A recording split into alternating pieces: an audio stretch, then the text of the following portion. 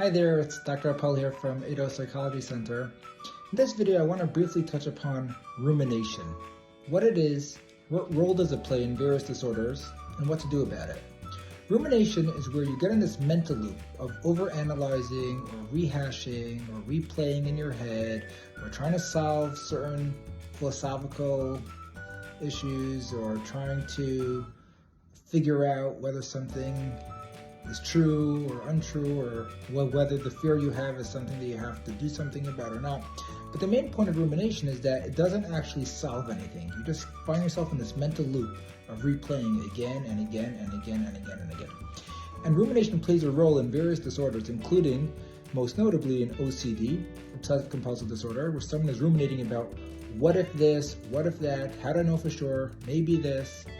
And in harm OCD, maybe I hit the car. I don't know for sure if I hit, if I hit a car and I just drove off. Is it possible? Maybe I don't know for sure. How do I know for sure? Or if I'm unsure exactly what my beliefs are, if I'm unsure if I violated any religious laws. So in OCD, rumination plays a very large role. It also plays a large role in anxiety disorders in general, in GAD, generalized anxiety disorder, in social anxiety disorder, replaying conversations you've had with people and seeing if you sounded awkward or not, or what other people think of you. And of course in depression, major depressive disorder, ruminating about being self-critical or blaming yourself for things. So rumination plays a role in various disorders. And the question really comes to, what can you do about it? And the answer is a certain commitment to address it in a skillful way versus in kind of a natural way. The natural way people deal with rumination is that they fall into the trap and they keep ruminating. A skillful way is where you choose ahead of time to not go down those rabbit holes.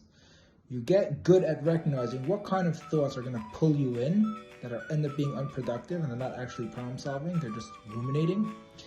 And then when the thought pops into your head, because you can't control thoughts from popping into your head, but you could control how you choose to respond to that thought.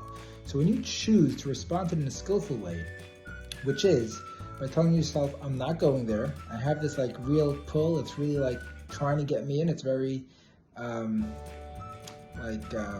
drawing in your attention, but I'm not going to go there. Instead, I'm going to focus on something else or get involved in another activity or talk to someone else and do something to choose not to go there. So it's not like you're scared of the thought. It's not like you're trying to block the thought, but rather you're just making a decision that you rather engage in your life in a value-driven way. You're going to follow your values. You're not going to get pulled in or sidetracked by these intrusive thoughts that are trying to get you to ruminate about them, but instead you're going to focus elsewhere and you're going to get involved in other activities.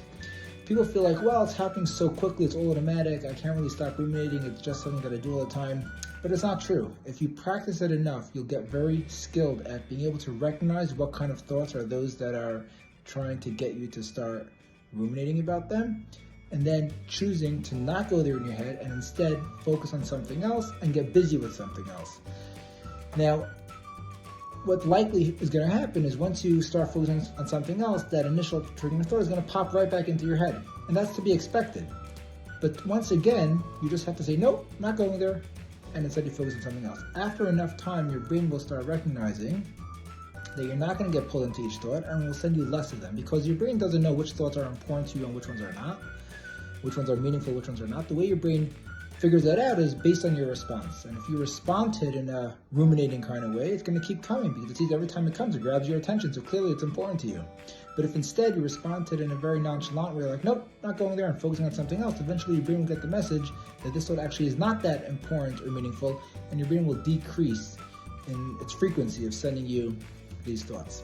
Hope it helps. Try it out.